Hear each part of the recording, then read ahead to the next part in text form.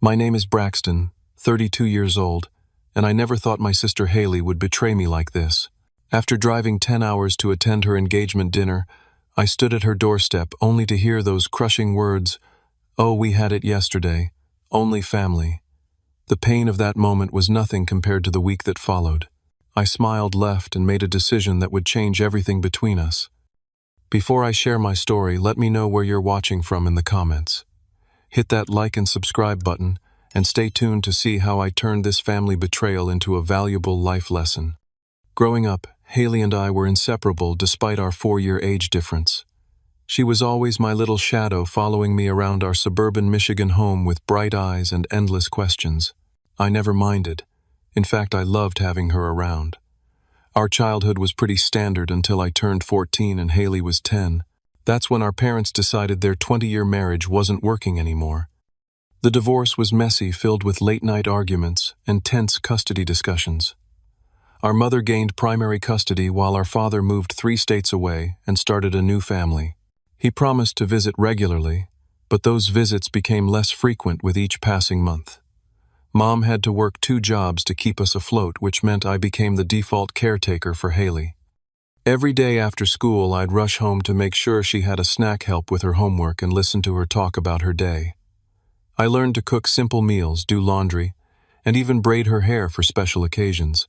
It wasn't always easy, especially when I wanted to hang out with friends or focus on my own schoolwork, but seeing Haley's smile made it worthwhile. When I turned 16, I got my first job stocking shelves at the local grocery store. My first paycheck went toward buying Haley a beautiful silver bracelet with a heart charm for her 12th birthday. I still remember how her face lit up when she opened the box, how she threw her arms around me and declared I was the best brother in the world. That moment cemented our bond in a way nothing else could. By the time Haley entered high school, I had graduated but postponed my college plans. Mom was struggling with medical bills after a brief hospitalization, and we needed the extra income. Instead of pursuing my dream of becoming an engineer, I took a full-time position at an auto parts manufacturing plant. The pay was decent, and the manager was understanding when I needed time off to attend Haley's school events. "You'll go to college later," Mom would say, patting my shoulder. "Family comes first." I believed that with every fiber of my being. So when Haley was accepted to 3 prestigious universities during her senior year, I didn't hesitate to offer financial help. By then, I had worked my way up to a supervisor position and had some savings. Between my contribution and a partial scholarship, Haley was able to attend her top-choice school without taking on massive debt. Those 4 years were challenging but rewarding. Haley called regularly, sharing stories about her classes, new friends, and campus activities.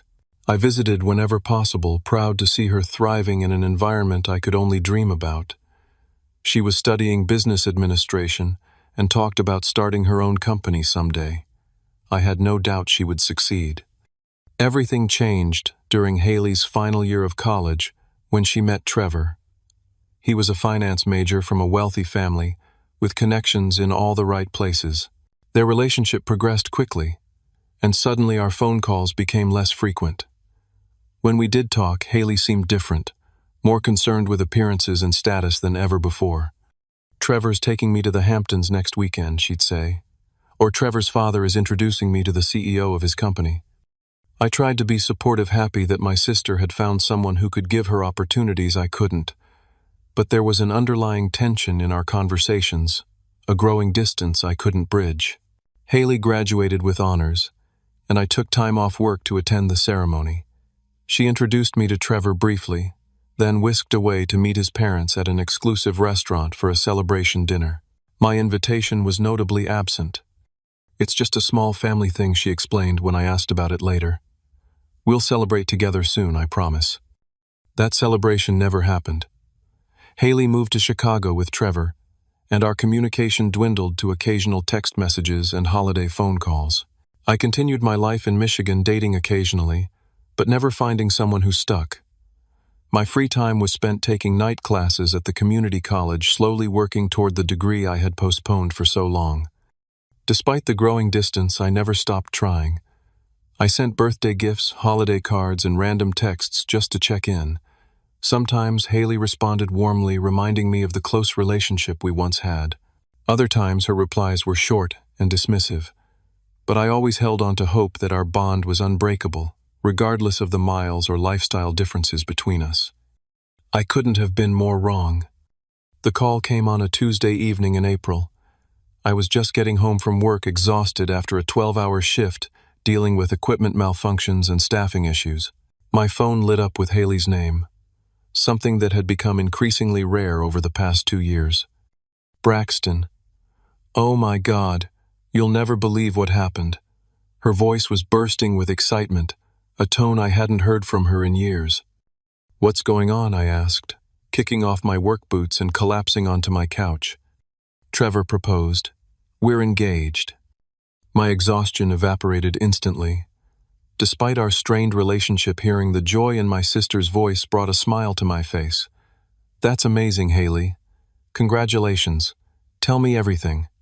For the next 30 minutes, Haley described in detail how Trevor had orchestrated an elaborate proposal at an upscale restaurant overlooking Lake Michigan. There was a private dining room, dozens of roses, a violinist playing their favorite song, and finally Trevor on one knee, presenting a diamond ring that was, as Haley repeatedly emphasized, absolutely massive.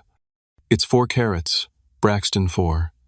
All the girls at work are absolutely jealous. Trevor's family has connections with a jewelry designer in New York. I listened attentively, offering appropriate exclamations of admiration, even though the details felt somewhat foreign to my own lifestyle.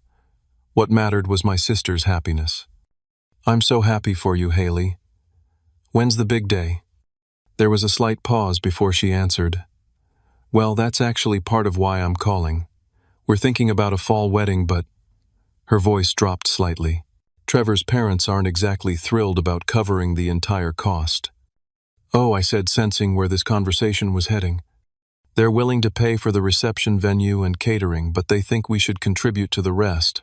Trevor's trying to establish himself at his firm, and I'm still paying off some student loans, so money is kind of tight right now. I gazed around my modest apartment, the second-hand furniture, the outdated television, the stack of community college textbooks on my coffee table. Money was tight for me too, but Haley didn't ask about that. How much are you thinking you'll need? I asked. Another pause. Well, for the kind of wedding we're planning, probably around $25,000. I nearly choked. That amount represented almost all of my savings money I'd been putting aside for my own education and eventually a down payment on a small house. But this was Haley, my little sister who I'd practically raised, who I'd always promised to support. I think I can help with that, I said finally. Really? Her voice pitched higher with excitement. Oh my God, Braxton, you have no idea how much this means to me. This wedding is going to be everything I've ever dreamed of. The gratitude in her voice made the decision easier. Over the next few days, I liquidated most of my investments, canceled the vacation I'd been planning to take that summer, my first real vacation in years, and even sold my beloved classic Mustang that I'd been restoring in my spare time. Within a week, I transferred $25,000 to Haley's account. She called immediately after receiving it. You're the absolute best brother anyone could ask for, she gushed. I can't wait for you to meet Trevor's family and friends. We're having an engagement party next month. You have to come. I wouldn't miss it for the world, I replied sincerely. Perfect. I'll text you all the details. It's going to be at Trevor's parents' country club. Very fancy, so wear something nice. Okay. I agreed, already mentally cataloging my limited wardrobe and realizing I'd need to invest in a new suit. After we hung up, I immediately requested time off work, researched hotels in Chicago, and started planning the 10-hour drive. This was an important moment in my sister's life, and despite our growing differences, I wanted to be there for her. The promised details about the engagement party were slow to arrive. I had to text Haley several times over the next few weeks before she finally sent a brief message with a date, time, and address. No information about accommodations, parking, or other logistics. Still, I was determined to make it work. I scheduled 2 days off from work, booked a modest hotel about 20 minutes from the venue, and purchased a new suit that strained my already depleted budget. The week before the party, I called Haley to confirm everything. Oh yeah, we're still on, she said, sounding distracted. Trevor's parents have invited a lot of their friends, so it's going to be quite the event. Just be ready to mingle with some pretty important people. I'll do my best, I promised, trying to ignore the hint of apprehension in her tone. The day before my departure, I texted Haley one last time to let her know when I expected to arrive. Her response was a simple thumbs-up emoji. Not exactly the warm excitement I'd hoped for, but I brushed aside my concerns. Maybe she was just busy with preparations. I packed my bag, gassed up my car, and prepared for the journey to Chicago, completely unaware that I was driving toward one of the most painful experiences of my life. I set out at dawn on Friday, hoping to beat the worst of the traffic.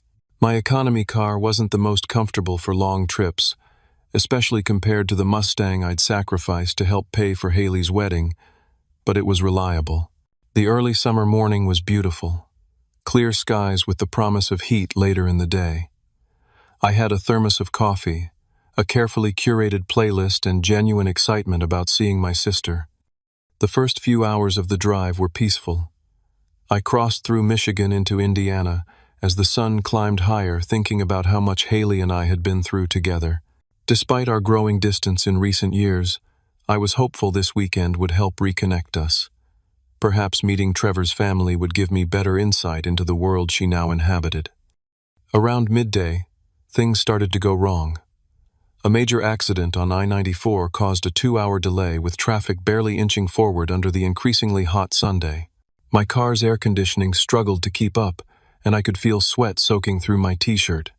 Still, I remained positive. A little traffic wouldn't ruin this weekend. After finally clearing the accident scene, I stopped for lunch and to refill my gas tank.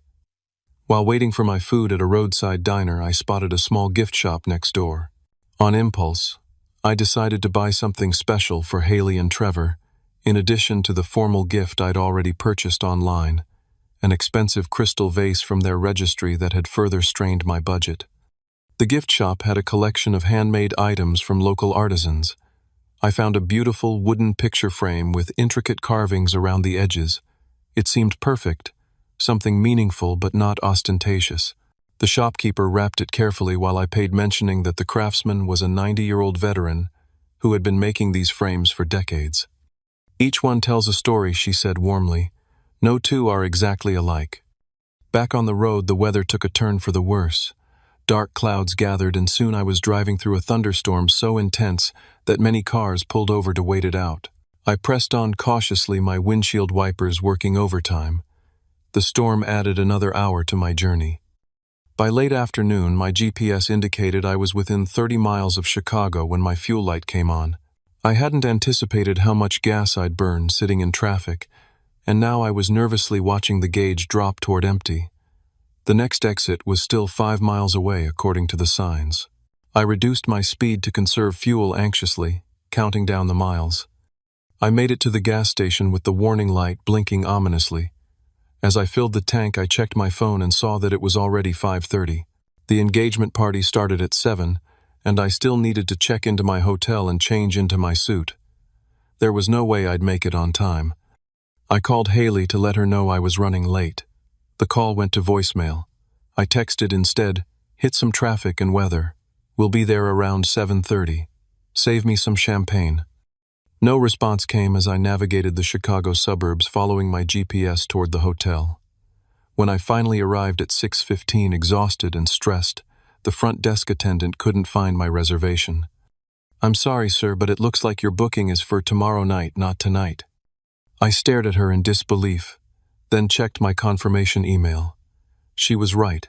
In my haste to arrange everything, I'd selected the wrong date.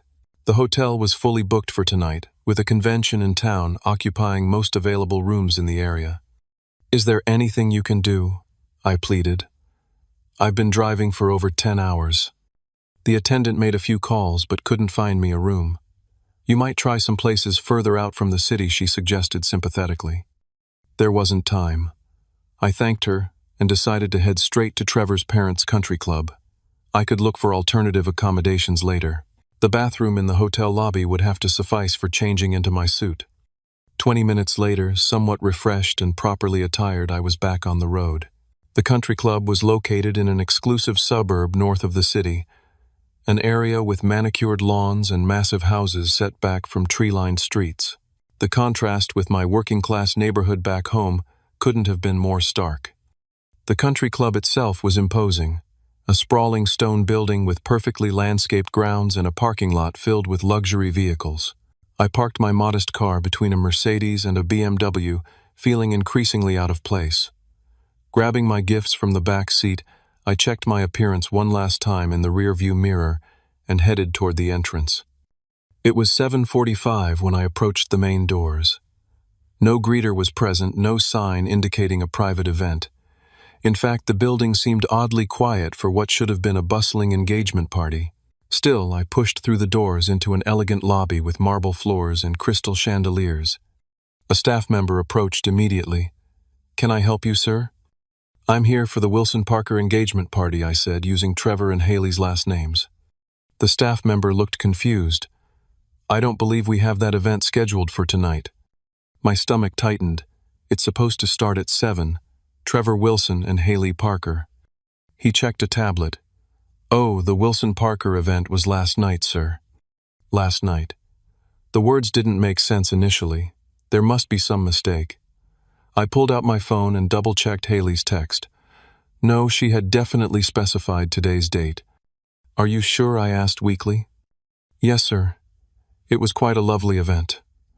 Concluded around 11 p.m. I thanked him mechanically and walked back to my car, mind racing. Had I somehow misunderstood?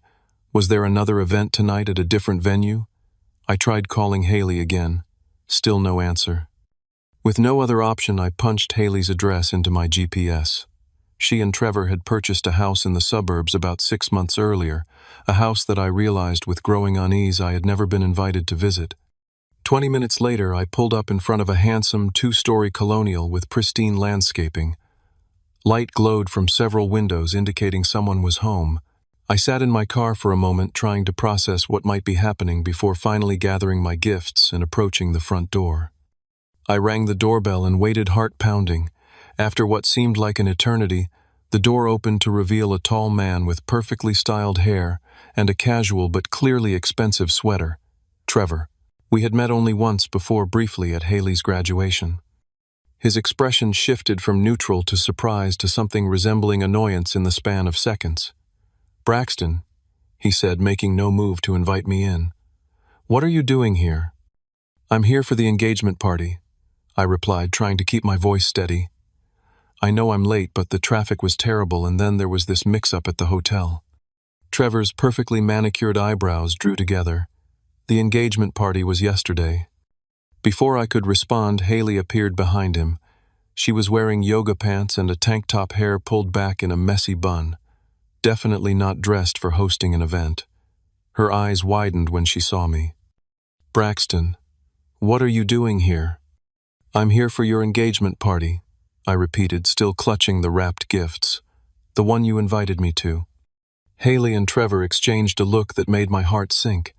It was a look of shared annoyance of being inconvenienced, not the look you give when a loved one arrives unexpectedly. "That was yesterday," Haley said, her voice strangely flat. "Didn't you get my text?" "What text? You told me it was today. Friday at 7. She pulled out her phone, scrolled briefly, then frowned. "Oh, I guess I forgot to send the update. We had to change it to Thursday because the venue had a scheduling conflict." The excuse sounded hollow, especially given the country club employee's lack of confusion about the date. He hadn't mentioned any last-minute changes. "Can I come in?" I asked, still standing awkwardly on the doorstep. Trevor stepped aside reluctantly, and I entered a foyer with high ceilings and expensive-looking artwork. The house smelled of scented candles and something cooking, a normal evening at home, not the aftermath of a changed party plan. "I drove 10 hours to be here," I said, following them into a spacious living room. "Took time off work, booked a hotel, which I apparently can't even use tonight." "That's really unfortunate," Trevor said, not sounding particularly sympathetic. "But things change quickly when planning events like this." Haley sent updates to everyone else. Everyone else. The phrase hung in the air like a slap. "Why don't you sit down for a minute?" Haley offered, gesturing to a pristine white sofa that looked like it had never been sat on. Would you like some water or something? I remained standing. So, how was it? The party. Oh, it was wonderful. Haley brightened instantly. Trevor's parents invited all their friends from the club, and his colleagues from the investment firm came. My boss was there too, and some of the girls from work. As she spoke, I noticed a collection of framed photos on a side table that hadn't been there when I entered. Stepping closer, I saw they were pictures from the engagement party, professionally taken photographs in elegant frames. Trevor in a tailored suit, Haley in a stunning blue dress, both of them surrounded by well-dressed guests raising champagne flutes. I picked up one of the frames. The timestamp in the corner clearly showed yesterday's date. This wasn't a last-minute change. This was planned. Sounds like quite the event, I said quietly. Lots of people there. About 70 or so, Trevor replied casually. Just the essential people. Essential people. Another phrase that cut deep. I don't understand, I said, looking directly at Haley. Why wasn't I told about the change? Why wasn't I invited to the actual party? Haley shifted uncomfortably. It was really more for Trevor's family connections and our work colleagues. You know, networking. You wouldn't have known anyone there. I would have known you. Yes, but... She trailed off, looking to Trevor for help. He stepped in smoothly. It was a very specific crowd, Braxton. High-level executives, potential clients for my firm. The kind of people who can help advance careers. And I'm not that kind of person, I stated flatly. Well, let's be honest. Trevor continued, his tone condescending. You work at an auto parts factory. These were senior partners at international law firms, hedge fund managers, people with vacation homes in Aspen. The conversation wouldn't exactly have been stimulating for you. I looked at Haley, waiting for her to defend me, to object to Trevor's characterization. She said nothing, just studied her manicure with sudden interest. So the party was for family and important people, I said slowly. And I'm neither. That's not what we meant. Haley finally spoke. It's just, you live so far away, and you're so busy with your work. We didn't think you'd want to make such a long trip just for a cocktail party. Yet here I am, having made exactly that trip. Which we appreciate, Trevor interjected. But really it wasn't necessary. The wedding is the important event, and of course you'll be there for that. I glanced back at the photos. In one I could clearly see Haley's friends from college, the same friends I'd helped her move into her dorm, the ones I'd treated to dinner when money was tight for them. In another, an older couple I recognized as Haley's godparents stood smiling with champagne glasses. You said it was only family, I said quietly. Family and close connections, Trevor corrected. Her godparents were there. Your college roommate was there. I pointed to different faces in the photos. Your yoga instructor was there. Haley at least had the decency to look uncomfortable. It's complicated, Braxton. There were expectations from Trevor's family about who should be invited. And I didn't make the cut. It's not like that, she protested weakly. Then what is it like? Because from where I'm standing it looks like you deliberately excluded me from your engagement celebration after I gave you $25,000 for your wedding. Trevor's eyebrows shot up. $25,000, Haley said. You contributed $5,000. I laughed bitterly. Of course she did. Haley flushed. I didn't want you to feel like you had to contribute so much. It's not like you're wealthy. No, I'm not. I sold my car to help pay for your wedding. The car I've been restoring for 3 years. Silence fell over the room. Trevor looked at Haley with something resembling disappointment. Haley stared at the floor. Look, Trevor finally said clearly, there's been some miscommunication. But what's done is done. The party happened, you missed it, and that's unfortunate. But dwelling on it won't change anything. His dismissive tone was the final straw. 10 hours of driving, thousands of dollars spent, years of supporting Haley emotionally and financially, all reduced to an unfortunate miscommunication. You're right, I said, placing the photograph back on the table. What's done is done. I handed the wrapped gifts to Haley. Congratulations on your engagement. I hope the wedding is everything you've dreamed of. You're leaving? Haley asked, suddenly concerned. But you just got here. Where will you stay? I'll figure something out. I always do. I turned toward the door, then paused. By the way, how are you liking the house? Is it working out well for you both? The question seemed to confuse them. It's perfect, Haley replied cautiously. Why do you ask? I smiled thinly. Just curious. I'll see myself out. As I walked back to my car, I felt a strange calm settling over me. The hurt was still there burning beneath the surface, but something else was emerging clarity. For years I had prioritized Haley's needs above my own, believing that's what family did for each other. Tonight had shown me the harsh truth. That devotion wasn't reciprocated. I started the engine and pulled away from the perfect house with its perfect lawn and the imperfect relationship it contained. It was time to reclaim some of what I had given away so freely. I didn't drive back to Michigan that night. Instead, I found a modest motel near the interstate, paid for a room with my nearly maxed-out credit card, and collapsed onto the bed fully clothed. The events of the day swirled in my mind, preventing sleep despite my exhaustion.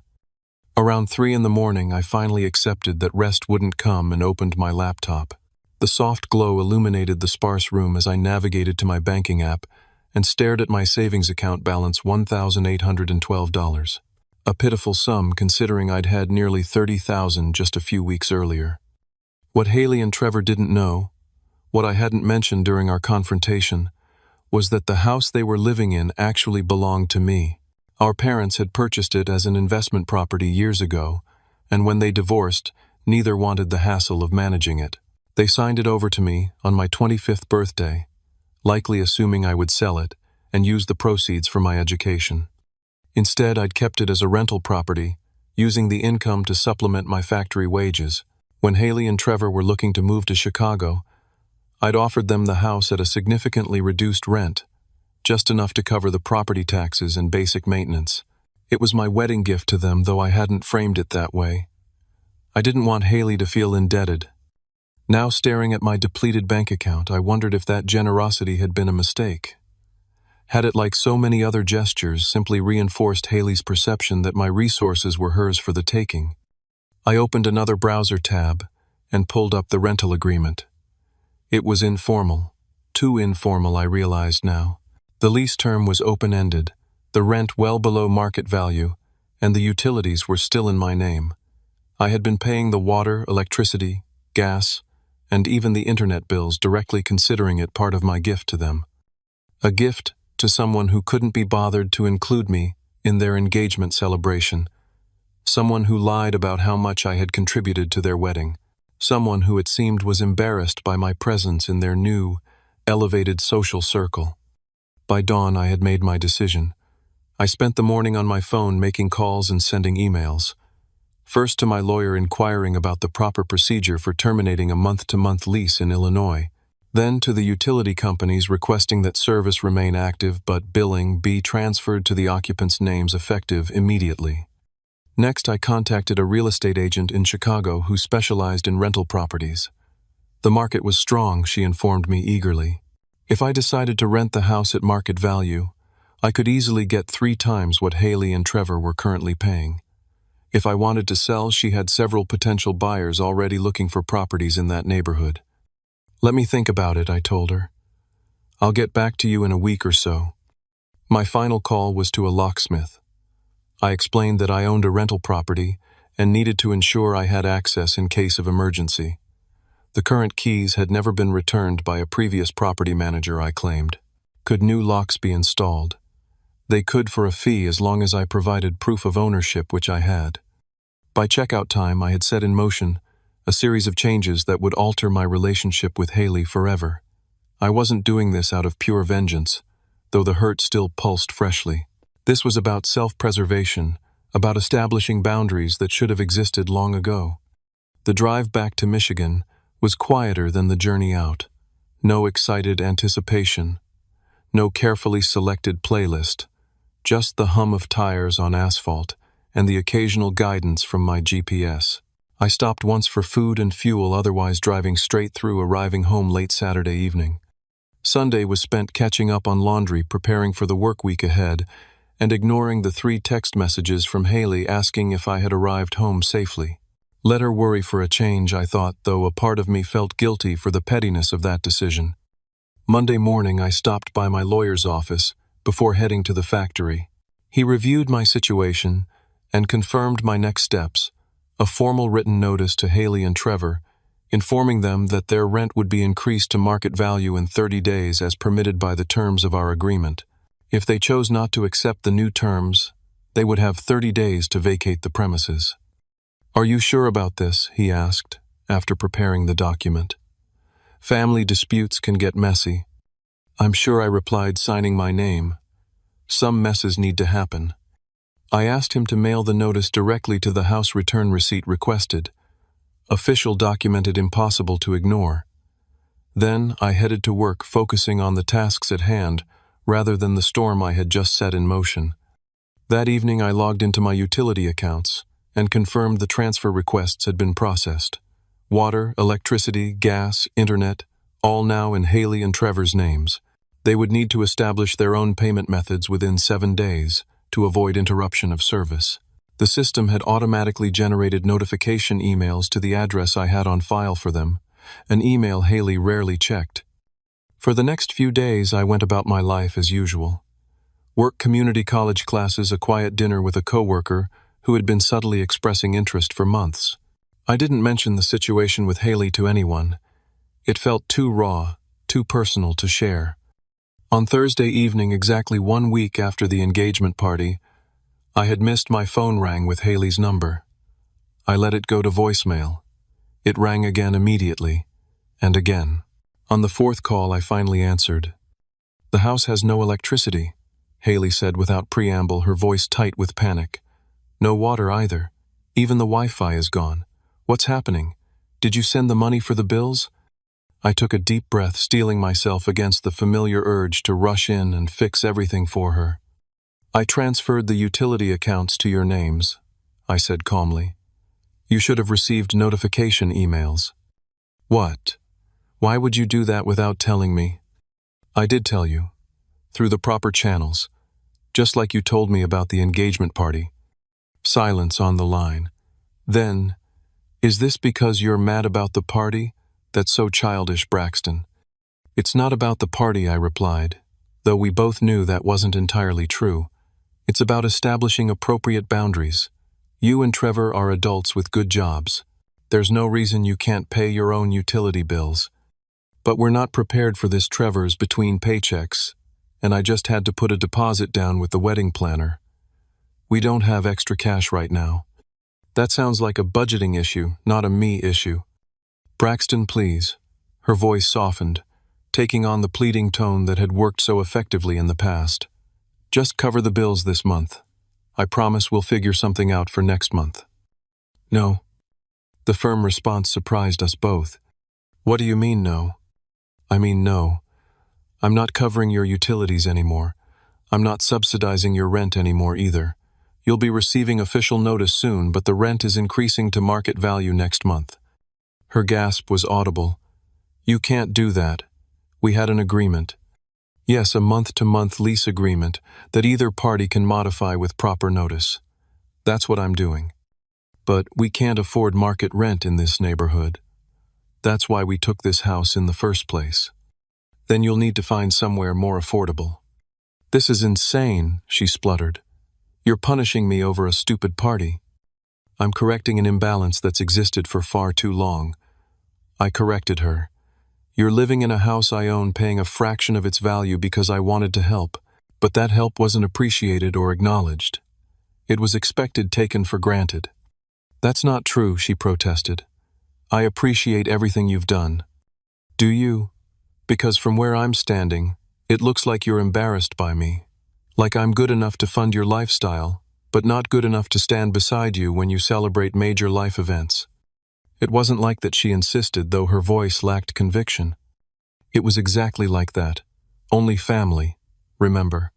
Except your definition of family seems to include everyone but your brother." "You're twisting my words." "I'm quoting them directly." I took another deep breath. "Look, Haley, I'm not trying to ruin your life. I'm just no longer willing to sacrifice mine to elevate yours. The utilities will be turned back on once you set up payment methods.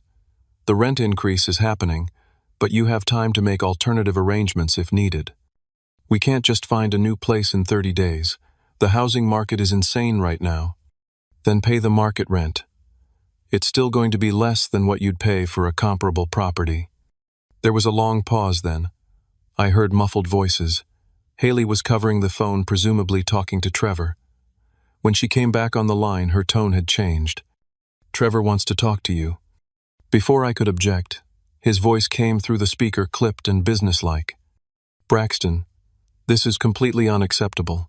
We had an arrangement. An arrangement you've benefited from considerably, while treating me like an unwelcome outsider. That's a gross exaggeration. One missed invitation doesn't justify this kind of retaliation. I laughed humorlessly. It wasn't just a missed invitation. It was a deliberate exclusion, followed by lies about my financial contribution to your wedding. But honestly, those were just the final straws. This has been building for years. We can take legal action, you know. This could be considered constructive eviction. I've already consulted my lawyer. Everything I'm doing is well within my legal rights as the property owner. But by all means, pursue legal action if you feel it's warranted. Just be aware that litigation might uncover other issues, like the fact that you've been claiming mortgage interest deductions on your taxes for a property you don't own. That was a guess on my part based on Trevor's meticulous approach to financial advantage, but the silence that followed suggested I'd hit the mark. Now, if you'll excuse me, I need to go. I have an early shift tomorrow. This isn't over, Trevor warned. You're right about that, I agreed. It's just beginning. I ended the call and set my phone to do not disturb mode.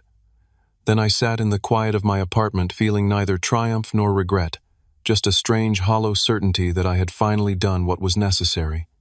For the next week, my phone was flooded with calls and texts from Haley.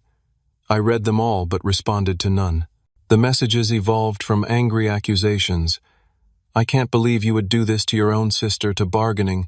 What if we increase rent by just 20%, to emotional manipulation? Mom would be so disappointed in how you're treating me. That last one stung, but not enough to make me reconsider.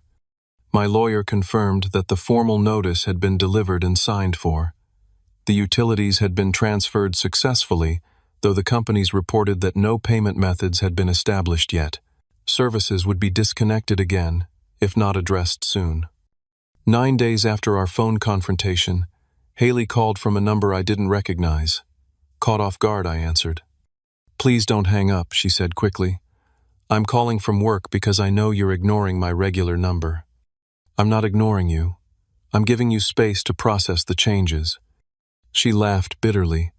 Process the changes, Braxton. We're living in a dark house with no running water. Trevor has to shower at his gym before work. I'm filling water bottles at the office to flush the toilet. It's humiliating. I'm sorry you're experiencing that, I said, genuinely meaning it despite everything. But the solution is simple. Set up payment methods with the utility companies. We don't have the money right now, that's what I've been trying to tell you. Trevor's bonus got delayed and we've already committed to so many wedding expenses. Cancel some of those expenses. Downsize your plans. We can't do that. Invitations have already gone out. Deposits have been paid. Her voice cracked slightly. I don't understand why you're doing this. Is $25,000 really worth destroying our relationship? Our relationship was damaged long before money entered the picture. The money just made the damage more visible. What are you talking about? I sighed, wondering how she could be so oblivious. Haley, when was the last time you called just to ask how I was doing? Not to ask for money or help, just to check in. Silence. When was the last time you visited me in Michigan? I've driven to Chicago multiple times, but you haven't made the trip once since you moved. More silence. When Trevor got that promotion last year, did you even think to tell me? I found out through a Facebook post 3 weeks later. I've been busy, she said defensively. Building a career, planning a wedding, adult responsibilities. And I haven't had adult responsibilities, I asked incredulously. I've been working since I was 16.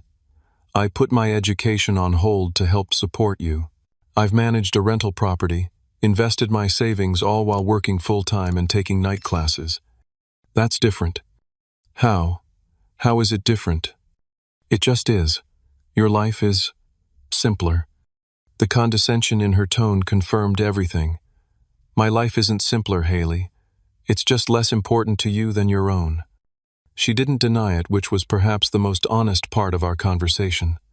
So this is it, she finally asked. You're just cutting me off completely.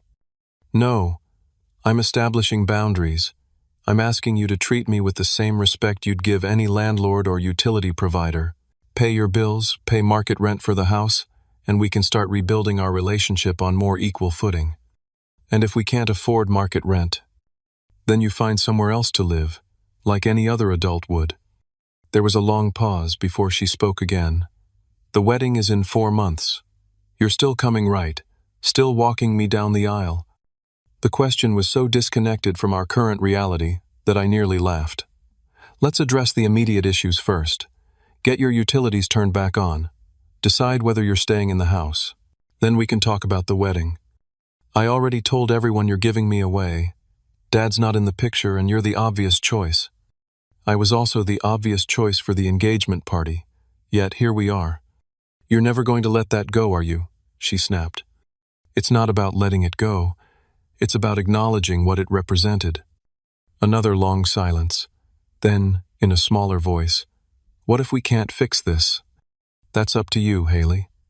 I've been trying to maintain our relationship for years with very little reciprocation.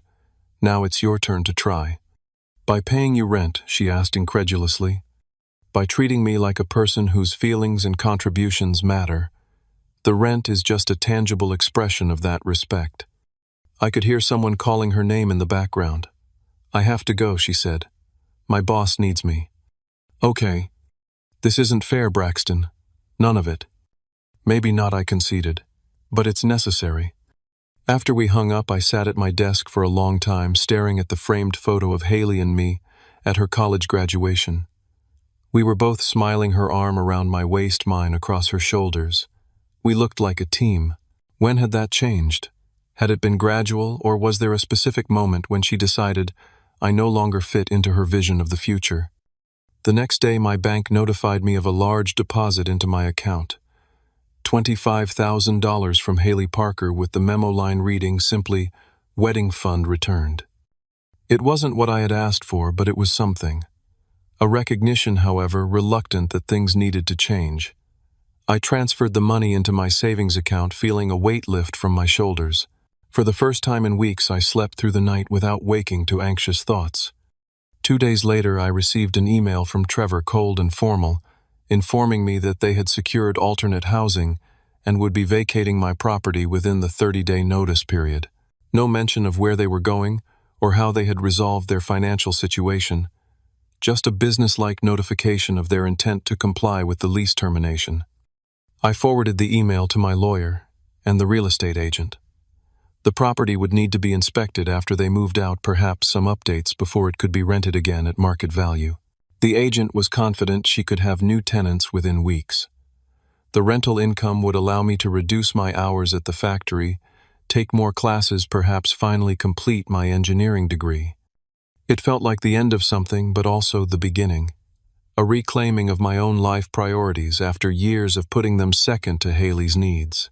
I wasn't sure if our relationship could be salvaged, but I was certain that continuing as we had been would have only led to more resentment and pain. The final communication came 3 weeks later, a text from Haley. "We're moved out. Keys are with the neighbor at 310 Maple. Do what you want with the furniture. Most of it was yours anyway." No mention of the wedding, no invitation to visit their new place, no acknowledgement of the seismic shift in our relationship, just practical information coldly delivered. I texted back a simple, "Thank you," and left it at that. The ball was in her court now. 3 months passed with no communication from Haley. The house was inspected, cleaned, and rented to a young professional couple at full market value. My financial situation improved considerably, allowing me to cut back to part-time at the factory and increase my course load at the community college. I was on track to transfer to a 4-year university the following fall, a goal I had deferred for over a decade. Then, on a rainy Tuesday afternoon, I received a letter in the mail. Not an email or text, but an actual handwritten letter on expensive stationery. Haley's handwriting familiar yet strange after all these months of digital communication. I sat in my car in the apartment parking lot, rain drumming on the roof, and read her words. Dear Braxton, I've started this letter a dozen times over the past few weeks, never quite finding the right words. Perhaps there are no right words for how thoroughly I've failed you as a sister. It took losing our home, returning your wedding money, and facing the reality of our strained relationship for me to truly see what I had done, not just with the engagement party, but for years before that. I took your love and support for granted. Worse, I began to see it as an obligation rather than the generous gift it was. Trevor and I are no longer together. The stress of our sudden move and financial readjustment revealed cracks in our relationship that couldn't be repaired. But if I'm being honest, those cracks were there long before. His values and priorities influenced me in ways I'm not proud of. I began to measure worth by income and status rather than character and loyalty. I allowed myself to become someone who would exclude her own brother from an important celebration because he didn't fit a certain image. I'm not blaming Trevor entirely. These were my choices, my failings. I'm writing to take responsibility for them and to ask not for forgiveness yet, but for a chance to begin making amends. I've found a modest apartment and a new job with a smaller company that better aligns with my original career goals. I'm reconnecting with old friends who knew me before I became so focused on climbing social ladders. If you're willing, I would like to meet for coffee, just to talk. No expectations, no requests, just two adults who share a history, and perhaps, if I'm very fortunate, might share a future as well. With love and genuine remorse, Haley. I read the letter 3 times before folding it carefully and placing it in my glove compartment. My emotions were too tangled to formulate a response immediately. Part of me wanted to rush to her to offer the unconditional forgiveness that had been my pattern for so long. Another part remained cautious, wary of falling back into unhealthy dynamics. After 2 days of reflection, I texted Haley, coffee, sounds good, Saturday at 10, the place on Main Street. Her response came immediately. I'll be there. Thank you. That Saturday morning was bright and crisp autumn, asserting itself in the red and gold leaves that drifted along the sidewalk. I arrived at the coffee shop early, selecting a table by the window, where the sunlight created pools of warmth on the worn wooden surface. Haley arrived precisely at 10, looking both familiar and changed. Her designer clothes and perfect makeup had been replaced by jeans, a simple sweater, and a more natural appearance. But the most noticeable difference was in her eyes. The slightly defensive pride was gone, replaced by something more vulnerable and authentic. We ordered our coffees and sat in awkward silence for a moment before both speaking at once, then laughing nervously. You go first, I offered. I just wanted to say thank you for meeting me, she began. I know you had every reason to ignore my letter. I considered it, I admitted. But we're family. That still means something to me. She winced slightly at the implied criticism, but nodded. I deserved that. I lost sight of what family really means. What happened with Trevor, I asked, curious but trying not to sound judgmental. Haley sighed. After we moved out of your house, we found a luxury apartment we could barely afford.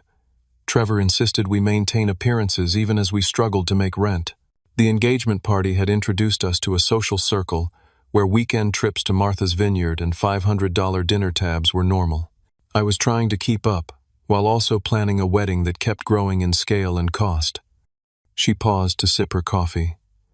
About a month after we moved, Trevor's parents invited us to dinner. They asked about our new living situation, and Trevor lied, said we had upgraded to a better neighborhood. His mother mentioned visiting, and I could see the panic in his eyes.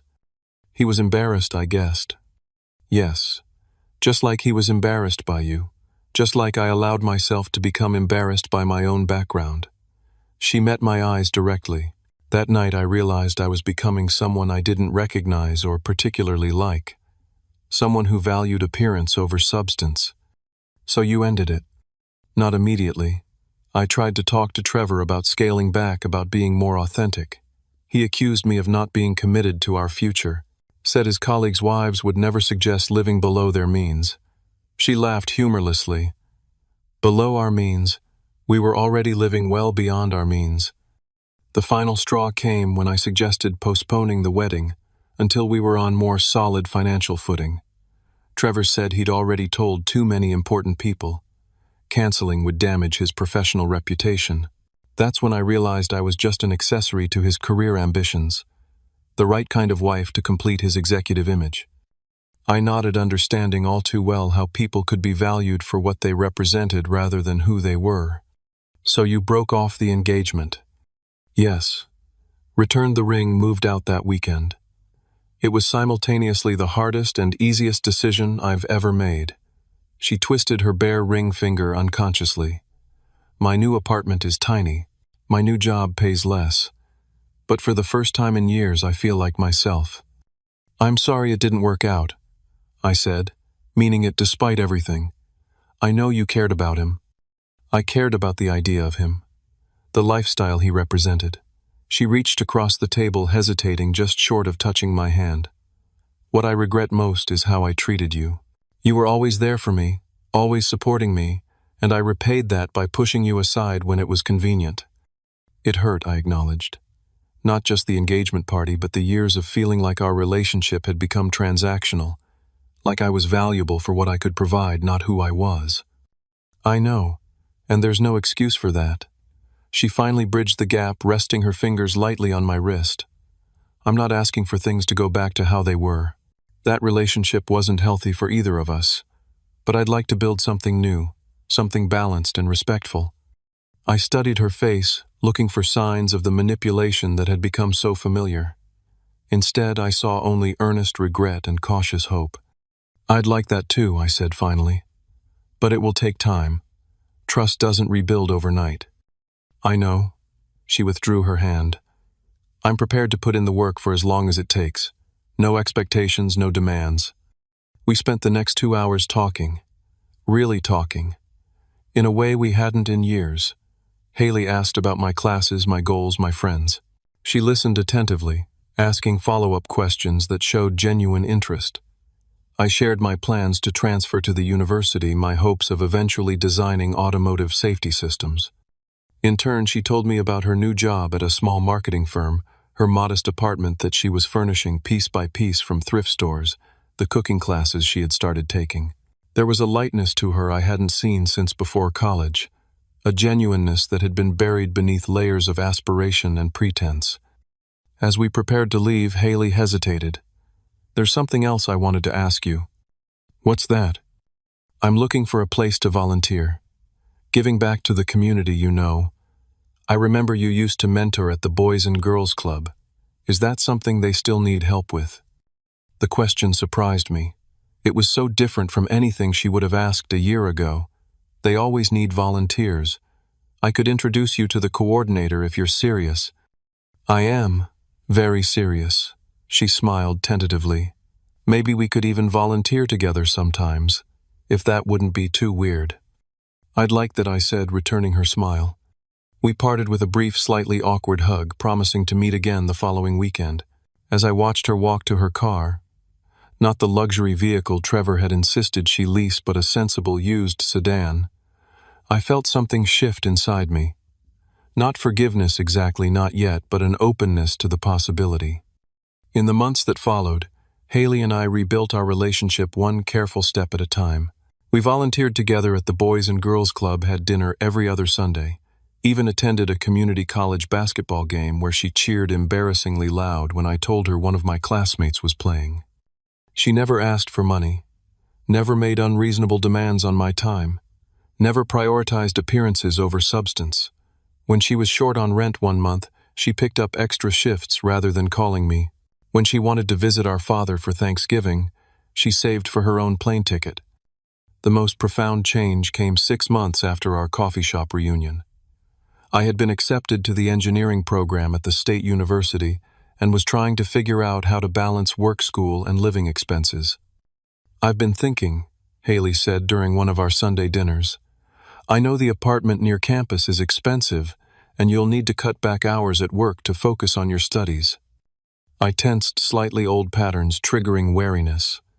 Was this leading to her asking to move in with me, to share expenses? I'd like to help, She continued, noticing my reaction. Not with money. I know that's not appropriate given our history, but I have time. I could help you move, organize your apartment, maybe meal prep on weekends, so you don't live on ramen. Just practical support, the kind you always gave me. The offer brought unexpected tears to my eyes. It wasn't grand or flashy, but it was thoughtful, considerate of my actual needs, rather than what she thought I should want. I'd appreciate that, I managed to say. Haley smiled, clearly relieved. Good. That's what family does, right?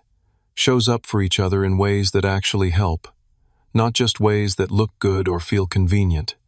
Right, I agreed, recognizing the hard-won wisdom in her words. That night driving home, I reflected on the journey we'd taken. The pain and betrayal had been real, the damage to our relationship significant. But from that broken foundation, we were building something stronger, healthier, and more authentic than what had existed before. I had learned to establish boundaries, to value myself enough to demand respect.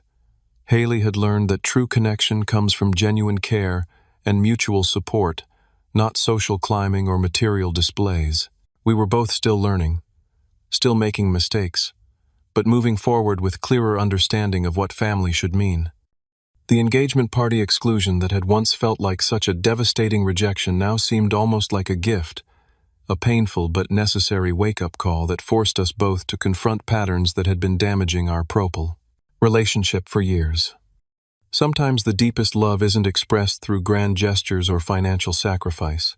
Sometimes it's shown through respect for boundaries, through consistent small kindnesses, through honest communication, even when it's uncomfortable. And sometimes the most loving thing you can do for someone, and for yourself, is to say no when saying yes would perpetuate harmful patterns. Family isn't defined by unconditional giving or taking. It's built on mutual respect, reciprocal care, and the courage to hold each other accountable for how we treat one another. That's the lesson Haley and I both needed to learn, and though the teaching was harsh, the wisdom gained was worth the price. Have you ever had to establish difficult boundaries with someone you love? Do you find it harder to say no to family than to friends or colleagues? I'd love to hear your experiences in the comments below. Remember to like and subscribe if this story resonated with you, and share it with someone who might be struggling with similar family dynamics. Thank you for listening. And remember, loving someone doesn't mean letting them take advantage of your generosity. Sometimes the strongest form of love is the kind that comes with healthy boundaries.